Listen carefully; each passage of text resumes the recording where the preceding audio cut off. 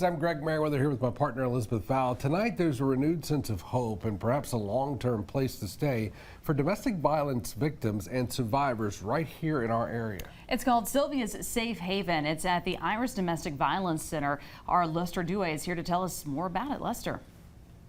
Liz and Greg, Iris has opened its new on-site traditional housing wing where victims and survivors of domestic violence can stay at long-term for up to a year, giving them more time to get back on their feet.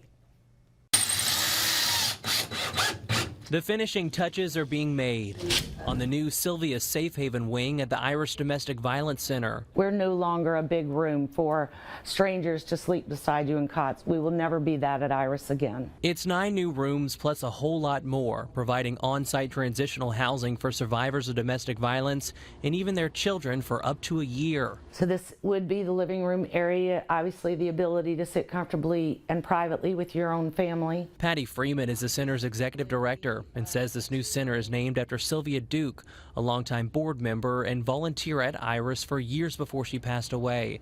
The center received huge donations from LSU football great Ethan Posick and his wife, with help from Duke's family to make this wing a reality. It was a pie-in-the-sky dream, and it would have remained thus probably even to this date without, Ethan and Heather and Ricky and Stacy Duke. Iris is the only overnight domestic violence shelter in 8 parishes, so you can just imagine the thousands of folks they serve a year. Iris already has an emergency shelter wing with 23 rooms available where victims can stay at for around 45 days with their children, but now this will become a more permanent fixture. We can't expect that a victim would be suddenly cured and well and ready to go out, run down that path to success. This offers more time. Law enforcement and advocates sounded the alarm last Friday on the domestic violence trends in the capital city. To date, presently in the city of Baton Rouge, we've had 50 homicides. Of those 50, 5 were confirmed as domestic related.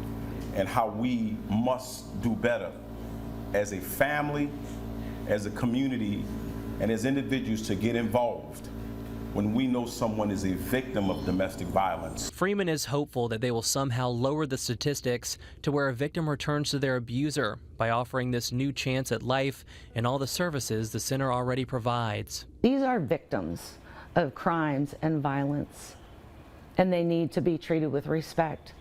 Where we house them should show that respect, and our care for them, they should be able to feel that when they come here. Freeman is hopeful to transfer some of the survivors in their emergency shelter to this new wing soon. Remember, Iris has that 24-hour crisis line if you need help. That number is on your screen. It's 225-389-3001. Elizabeth, Greg. All right, Lester Dewey, thank you. Well, another